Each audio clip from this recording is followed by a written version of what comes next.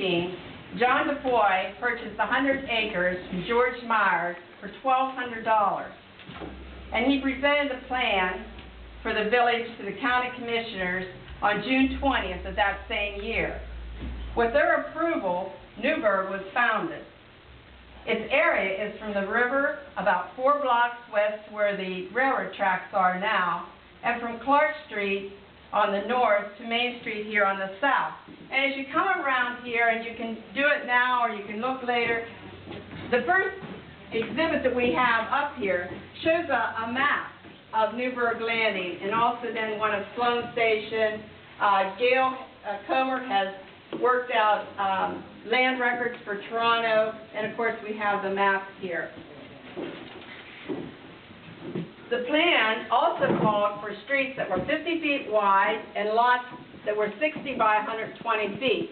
It also called for a public or commons area, which is in the center. It still is. It's where the gazebo is. In 1834, there was only 12 homes in the village. Knoxville and New Somerset, they were the growth centers in the area. And one reason is attributed to the fact that people were afraid to live along the river because of contacting diseases such as malaria. In 1831, William Sloan purchased all the land south of Main Street and worked it as a farm. And it stayed a farm land mostly until the 1870s when he started selling off some of his acreage. Mr. Sloan is actually, and he should be considered the father of Toronto for all the things that he contributed to the growth of this area. And he was very well respected by his neighbors. He very generously granted the railroad a right-of-way through his farmland. And in his honor, the railroad named the station here Sloan Station. They already had a Newburgh on their line. So in 1856, when the railroad came in, they named it Sloan Station.